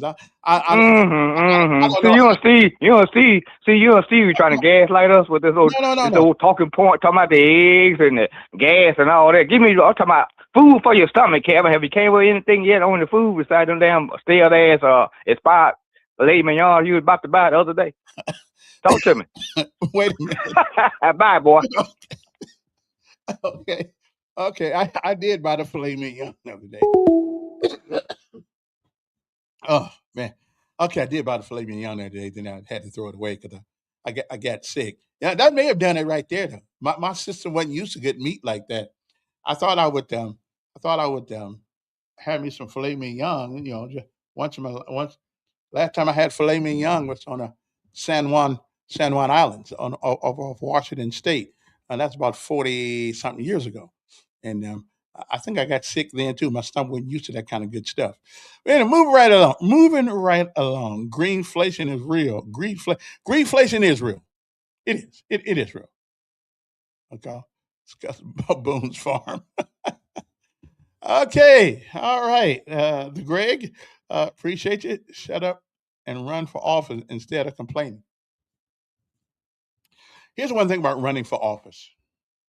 Unless you are like a Trump, unless you're like a Trump, somebody who has, and even him, I think to some extent, money can't buy everything. Um, so unless you got plenty of it, you're gonna have to depend on somebody to help finance your campaign. And people don't give millions of dollars away to you just because they like you. They give you money because they want something from you. And anybody who says that's a lie, they just lying through their teeth. I'm not going to give you $1 million to launch a campaign and don't expect something back for it. Okay. We do. The question is, do you have the intestinal fortitude to hold the line at certain places? You know, listen, okay, I'll try to push this ahead, but I'm not going to sell my soul to get it done. You know, if you think that we need a 2% tax on gasoline and here's what we can do with it, then so be it. But then once I get elected, now you want 7% on gasoline, 7 cents on gasoline. Now I don't think we're going to go that far because you're in the gasoline business. So I don't know. You know, it's not easy, and that's why poor folks don't normally get involved in politics because we don't have anything to bargain with. Okay? We don't have anything to bargain with. We don't have no money, no nothing. You know, except our integrity. And sometimes we sell that too. So it depends on what you want to do. Anyway, man, listen. I'm glad you guys invited me back. I appreciate you coming on and with us and talking to us about the things of life. And our road is kept up by gas, tax, federal, state. Yeah, I know. I realize that. Yeah, I know that. Yeah. And the gas is still going down. So I would imagine at some point, though, you know. Now you want to know what really rips us off is telephone tax, cell phone tax. I mean, you ever looked at your bill and see where a lot of that's going? The reason why gas tax going down because phone tax isn't going up. Whew. Anyway, my time is up. I do thank you guys for yours. Hopefully, I'll be feeling better the rest of the week. So again, and we started this conversation by saying, are we really serious? Are we serious about politics or not? So I'm putting the word out for Mr. Jamel Brown. If he's serious about politics, then come on this show and let's have a serious conversation. And if you don't show up, then you just pretty much represent what I thought. A person who just wants recognition without any contribution. Okay, so if you ever see Jamel, tell Elk Dog is calling him, and I'll give him an hour or so. Hell, I'll give him 2 hours to talk about his stuff. It ain't about misusing Mr. Jamil, but you have to have a decent amount of intellect, a decent amount of life experiences to know when you're getting BS'd or not. And right now, Mr. Jamel, I don't think you know the difference between BS and Shinola. But that's just me. Come on this show, make me look like a fool, make me look like I don't know what I'm talking about, and that'll be the first time in my life that I'll be glad I'm wrong. Yeah, I'll be glad. Well, there's been other times too, but now, so so anybody see Jamel out there any place, uh, you know, the mic's open. And I got listen, I got my weeds off of Tuberville also, so I'm not letting anybody who will come. I'll get them. So so I'm working on it, brother. I ain't just sitting here looking at my own folks. I mean, I live in Alabama too, and I really would want to know where does he live? Does he live in Florida? Or does he live in Alabama? I think that's a reasonable question for people to ask. And since he's running for office, I think that's a pretty good question that needs to be asked. I personally don't care where he lives, actually, but I know the Constitution of the state of Alabama says you must live here for 7 years. Okay, so we shall see how that works. What's it? Get his phone number and give him a call. Oh, I'll yeah, and discuss Boone's Farm. Okay, then. Well, listen, I can't do all that right now at the moment, so let me go. And it has been a great day to be alive. It is. It really is. It really is. Okay. Wait. Remember, it is not the falling down that gives you the strength. It is a getting up each and every time you do. That is where the strength comes from. You don't get strong by staying down. You get strong by getting up every time you fall. Have a great day. Okay. Yeah, that's what. Have a great day.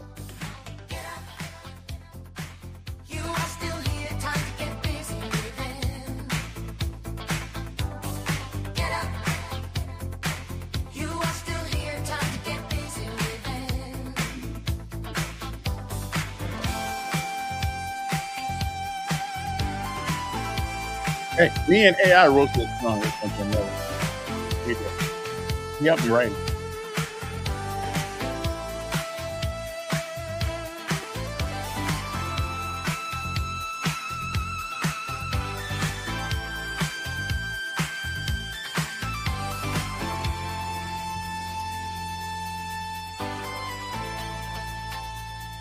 Ouch, Greg, come on, man. That hurt. Ooh.